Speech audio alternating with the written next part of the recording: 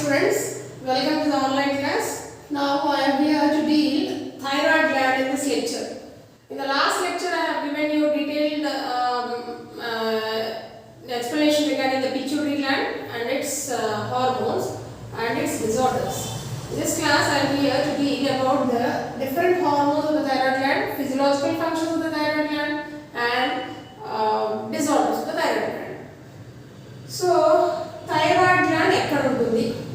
Thyroid gland is located in the trachea. అంటే trachea అంటే roof of the neck అండి. Neck కి పైన కొద్దిగా ఉన్నట్టుగా ఇదంతా మీరు ఫీల్ అవుతుంటే మీకు ట్రేకియా లా అనిపిస్తూ ఉంటుంది. ట్రేకియా మీరు ఫీల్ అవ్వచ్చు. దీనిపైన మీకు చిన్న కంతిలాగా మీరు ఫీల్ అవ్వచ్చు అండి. దాన్ని థైరాయిడ్ గ్లాండ్ అనుకోవచ్చు. It weighs about 20 to 40 grams. ప్రతి వ్యక్తిలో 20-40 grams ఉంటుంది. ఫిమేల్స్ లో కొద్దిగా లార్జర్ గా ఉంటుందండి. ఫిజియలాజికల్ గా దాని యొక్క స్ట్రక్చర్ మాట్లాడుకుంటే females have larger thyroid gland when compared to males. However, the disorders of the thyroid glands are more well versed in females rather than males. Males లో కన్నా కూడా ఫిమేల్స్ లో కూడా ఎక్కువే వాటి యొక్క డిజార్డర్స్ వస్తూ ఉంటాయి. ఫిజియలాజికల్ ప్రాబ్లమ్స్ అన్ని డిజార్డర్స్ అన్ని కూడా ఫిమేల్స్ లోనే ఎక్కువగా ఉంటాయి. పోల్కి మాట్లాడుకుంటే థైరాయిడ్ గ్లాండ్ హార్మోన్స్ ఏమిటో చూద్దాం. 3 important hormones are secreted by the thyroid gland. One is tetraiodothyronine, which is nothing but T4, which is also known as thyroxine. The other important hormone is triiodothyronine, which is nothing but T3, which can be represented as T3. The third important hormone is calcitonin. ఈ T4, T3, calcitonin తో పోల్చిన T4 ని వాడకుండా అత్యధికంగా మన బాడీలో బాగా release అయ్యేది T4 release అవుతుందండి. 80 to 90% will be released from thyroid gland will be releases thyroxine rather than T3. T3 అనేది 2 to 3% రిలీజ్ అవుతుంది. మాక్సిమం 5% కన్నా రిలీజ్ అవ్వదు. So most of the physiological functions are carried out by T4 itself. ఓకేనా? అసలు ఎంత release అవుతుంది అంటే ఇప్పుడు మీకు ఎప్పుడైనా బయోకెమికల్ టెస్ట్ చేయించుకున్నారు, మీ బాడీలో థైరాక్సిన్ ఎంత ఉందో తెలుసుకోవాలి అనుకుంటారు. చాలా కామన్ టెస్ట్ అండి.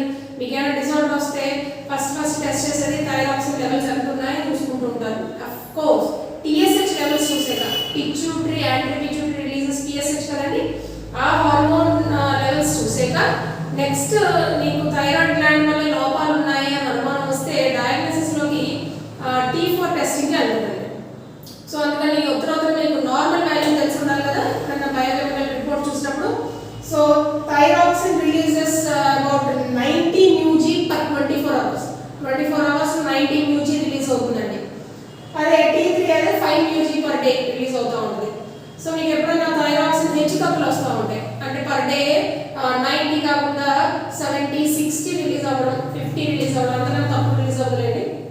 లేకపోతే ఎక్కువగా అత్యధికంగా రిలీజ్ అయిపోవడం 95, 100 అలా రిలీజ్ అయినా కూడా మనకి థైరాక్సిన్ సంబంధించిన ప్రాబ్లమ్స్ డిజార్డర్స్ వస్తూ ఉంటాయి.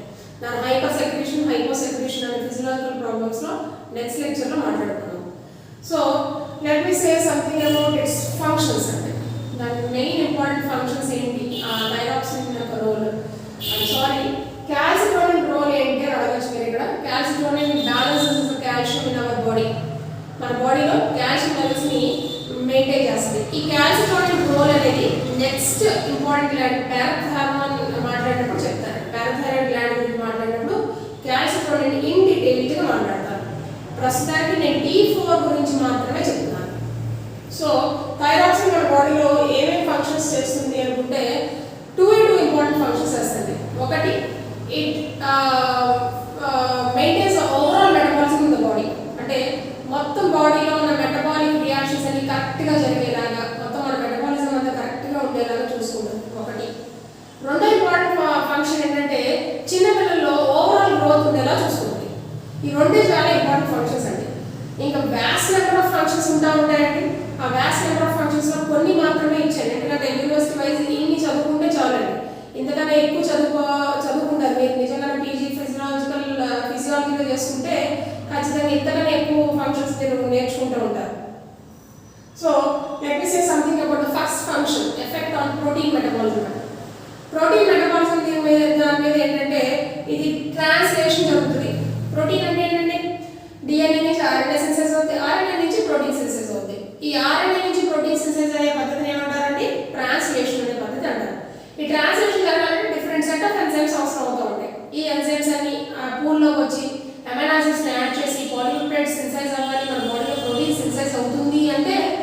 బికాస్ ఆఫ్ ద థైరాక్సిన్ అండి.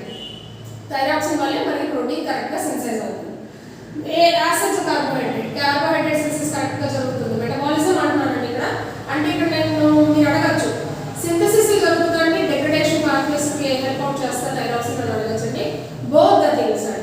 catabolic and anabolic reactions of the carbohydrate metabolism can be done by the thyroxine అన్నమాట in the presence of thyroxine.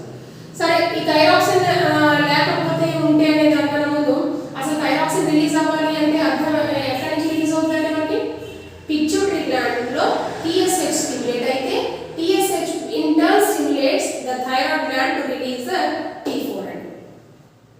ఇంకా క్లారిటీ మాట్లాడుకుందాం. ఇది నేను నోట్స్ లో రాయలేదు యాక్చువల్గా, నాకు ఇప్పుడే వచ్చింది idea.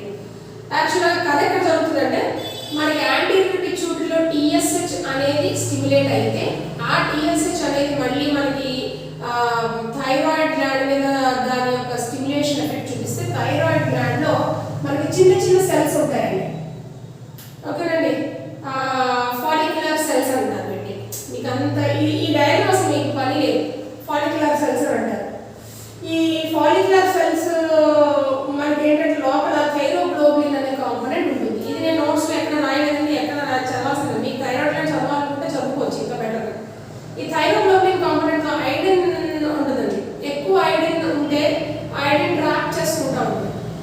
So once cells will trap the iron from the blood, వెంటనే మనకి T4 సెన్సెస్ అవుతా ఉంటుంది అనమాట. ఈ ప్రక్రియ మనకి మెటబాలిక్ రియాక్షన్ గా జరుగుతూనే ఉంటుంది. నేను చాలా బ్రీఫ్ నోట్ ఇచ్చాను. How my thyroglobulin will trap the iron to form thyroxine under the influence of TSH అనేది నేను చాలా బ్రీఫ్ నోట్ ఇచ్చాను. బట్ దాని గురించి ఇంకా ఆఫ్లైన్ క్లాస్ లో ఇంకా డీటెయిల్ గా మాట్లాడుకుంటున్నాను. రోజు కాలేజ్లో కలుస్తున్నాం కదా, దాంట్లో ఇంకా క్లియర్ గా చెప్తాను. So for the time being it's enough that the follicles of the thyroid gland will stimulate to synthesize the T4. అప్పుడు T4 synthesize అయిన తర్వాత మనకి కార్బోహైడ్రేట్ ప్రోటీన్ ఫ్యాట్ మెటబాలిజమ్స్ ఉంటాయి మన బాడీలో. And glycogenesis, glycogenolysis and whatever it may be, glycolysis, TCA cycle, all the cycles will be metabolized and are under the tight control of the T4. అదే fat metabolism మీకు help ఎలా ఉందో చూద్దాం. Fat metabolism లో యాక్చువల్గా మనకి fat అంతా ఎక్కడ స్టోర్ అవుతుందండి? Once the triglyceride will be synthesis, fat అంతా ఎక్కడ స్టోర్ అవుతుందండి? మనకి ఎడిపోస్ టిష్యూలో స్టోర్ అవుతుంది. ఈ ఎడిపోస్ టిష్యూలో స్టోర్ అయిన ఫ్యాట్ అంతా మొబిలైజ్ అయ్యి బయటకు వచ్చి గ్లిజరాల్ ఫ్యాటీ యాసిడ్స్ కింద మారిపోయి ఈ ఫ్యాటీ యాసిడ్స్ అనేది బ్లడ్ లో నార్మల్ స్ట్రీమ్ లో అది మొబిలైజ్ అయిపోవడానికి ఉపయోగపడుతుంది. T4 will mobilize free fatty acids from the adipose tissue అని రాశారండి. అంతే కదా, ఫ్యాట్ అసలు ఎడిపోస్ టిష్యూలో ఉంటుంది. ఆ ఎడిపోస్ టిష్యూలో ఉన్న ఫ్యాట్ కాస్త మనం బయటికి తీసుకొచ్చి సెల్లో నుంచి బయటికి తీసుకొచ్చి బ్లడ్ లో ఫ్రీ ఫ్యాటీ యాసిడ్స్ కింద మార్చుతూ ఉంటుంది. That about fat metabolism. Effect on growth అండి. T4 అనేది ఓవరాల్ గ్రోత్ చూసుకుంటూ ఉంటుంది. మరి ముఖ్యంగా చిన్న పిల్లలు సాధారణంగా T4 సింథసిస్ అనేది ప్రీనేటల్ స్టేజ్ నుంచి స్టార్ట్ అయిపోతుంది. అంటే ఎంబ్రియో స్టేజ్ నుంచే మనకి foetal not embryo foetal stage నుంచి మనకి థైరాయిడ్ గ్లాండ్ ఫుల్ గా ఫామ్ అయిపోతూ ఉంటుందండి చిన్నపిల్లలు. అంటే ఫీటస్ లోనే మనకి థైరాయిడ్ గ్లాండ్ దాని ఫీటస్ సంబంధించిన T4 సింథసిస్ అయిపోవడం కూడా జరుగుతూ ఉంటుంది. సాధారణంగా అన్ని ఎండోక్రైన్ గ్లాండ్స్ సింథసైజ్ అవ్వండి కంప్లీట్ గా ఫీటస్ లో. థైరాయిడ్ గ్లాండ్ మాత్రం ఫుల్ గా సింథసైజ్ అవుతుంది ఫీటస్ లో. T4 సింథసైజ్ అవుతూనే ఉంటుంది వాళ్ళలో. సో వాడు పోస్ట్ నేటల్ కండిషన్ లోకి వచ్చాడు, బేబీ పుట్టింది అనుకున్నాం. పోస్ట్ నేటల్ కండిషన్ లోకి వచ్చాక T4 కంప్లీట్ గా సింథసైజ్ అవుతుంది, which is very important for the growth of a child, any child. So next is effect on body weight అండి. థైరాక్సిన్ అనే నార్మల్ అడల్ట్స్ లో బాడీ వెయిట్ ఎట్లాగా అంటే కొంతమందిలో బాడీ వెయిట్ ఎందుకు అంత ఫాస్ట్ గా వచ్చేస్తుంది, లేకపోతే ఎందుకు అంత స్లోగా ఉంటుంది, వీళ్ళు అసలు ఎంత తింటున్నా లీన్నెస్ ఎందుకు ఉంటుంది, ఇట్లాంటి కనుక మాట్లాడుకుంటే it is all about the influence of the T4 on the body weight of any individual అండి. ఫర్ ఎగ్జాంపుల్ సపోజ్ ఒకవేళ థైరాక్సిన్ హెవీగా రిలీజ్ అయిపోయింది అనుకున్నాం మన బాడీలో, వాళ్ళకి విపరీతమైన లీన్నెస్ వచ్చేస్తూ ఉంటుంది. అంటే కామన్ సెన్స్ ఫ్యాట్ అంతా ఎడిపోస్ టిష్యూ నుంచి బయటకు వచ్చేస్తూ ఉంటుంది, ఫ్యాటీ యాసిడ్స్ మొబిలైజ్ అయిపోతూ ఉంటుంది. There will be no fat in the body. Obvious, నాకు ఇప్పుడే వచ్చిందండి ఆలోచన. సో వాడి బాడీ వెయిట్ ఏమవుతుంది? తగ్గిపోతుంది. సో థైరాక్సిన్ లెవెల్స్ పెరుగుతున్నాయంటే వాడి బాడీ వెయిట్ తగ్గిపోతుంది. అదే థైరాక్సిన్ లెవెల్స్ బాగా తగ్గిపోయినాయి, T4 లెవెల్స్ బాగా తగ్గిపోయినాయి అంటే వాడి బాడీ వెయిట్ పెరిగిపోతూ ఉంటుంది. అంటే ఫ్యాటీ యాసిడ్స్ మొబిలైజ్ చేసే వాళ్ళు ఎవరు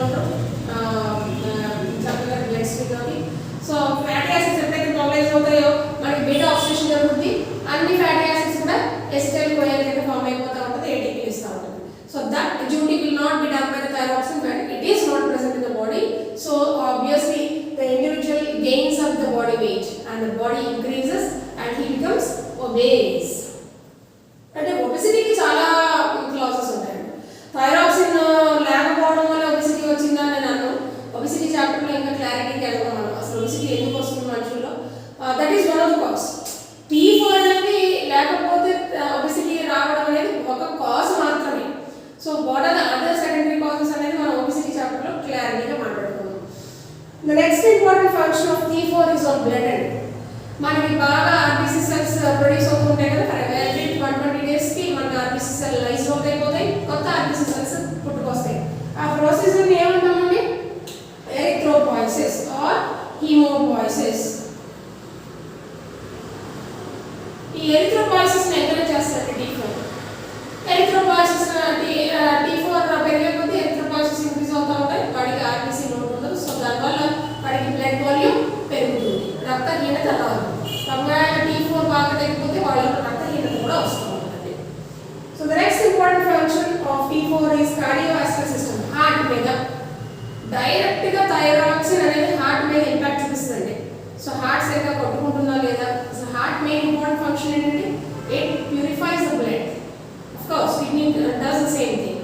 ప్యూర్ అండ్ ఇంప్యూర్ బ్లడ్ని డిఫరెంట్ బాడీ పార్ట్స్కి పంపిస్తూ ఉంటుంది.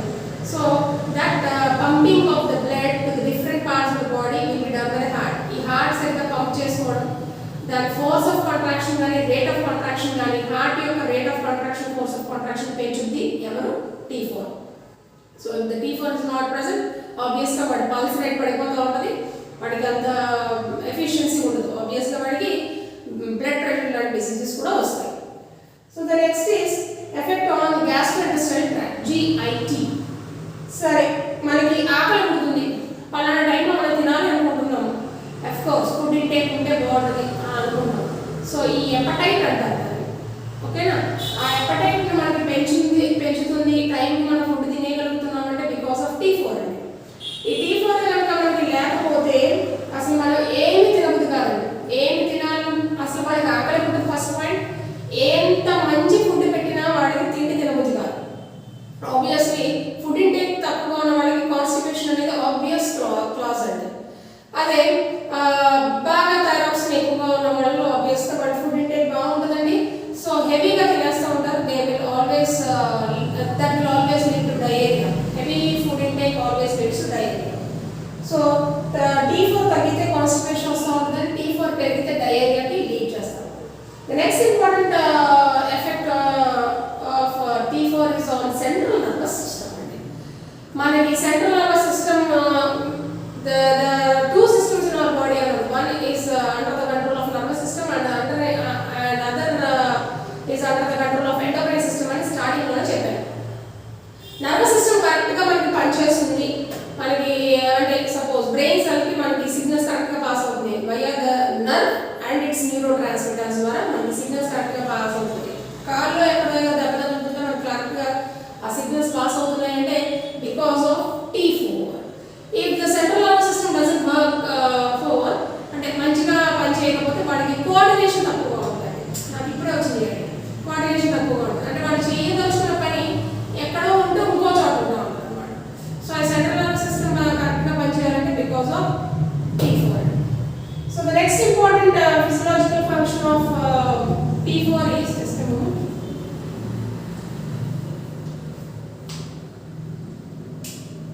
effect on sleep.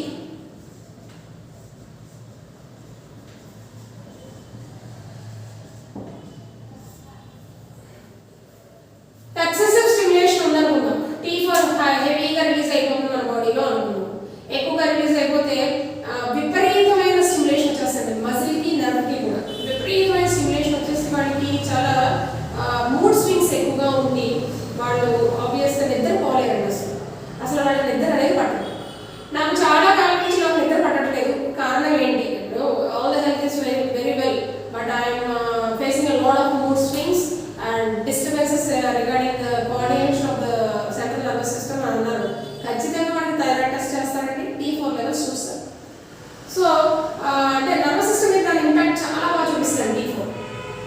అండ్ ఒకవేళ T4 తగ్గింది అనుకుంటాం, లీస్ట్గా రిలీజ్ అవుతుంది, T4 చాలా తక్కువ రిలీజ్ అవుతుంది. డిక్రీజ్ ఆఫ్ T4 లీడ్స్ అంటే వాళ్ళకి చాలా తక్కువ రిలీజ్ అవుతుంటే వాళ్ళకి సెంట్రల్ నర్వస్ సిస్టమ్ మీద దాని కోఆర్డినేషన్ బాగా తగ్గిపోతూ ఉంటుంది.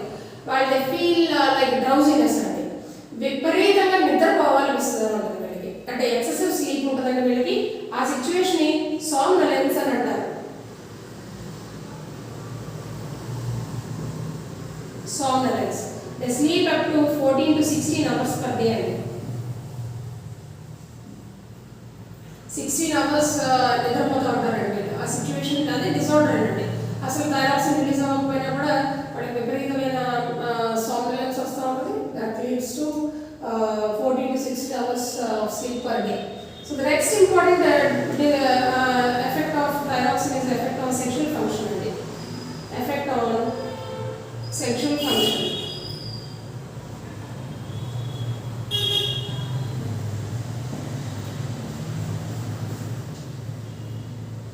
Effect on sexual function.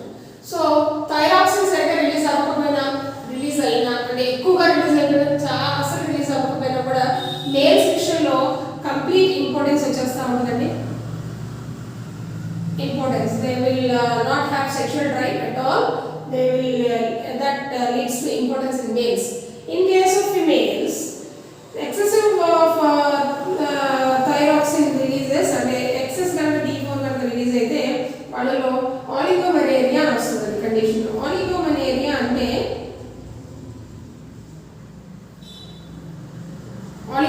అంటే menstrual cycle does takes place for every 28 days కదండి. వీళ్ళ menstrual cycle అనేది 28 days కాకుండా 2 months or 3 months ఒక్కసారి menstrual cycle ఉంటాం. దాని సిచ్యువేషన్ oligomaniaria అని అంటారండి. అదే ఒకవేళ అసలు థైరాక్సిన్ అసలు రిలీజ్ అవ్వట్లేదు ఈ ఫీమేల్లో అనుకుంటే వాళ్ళకి ఖచ్చితంగా మెనర్హాజియా వస్తూ ఉంటుంది కండిషన్. మెనర్హాజియా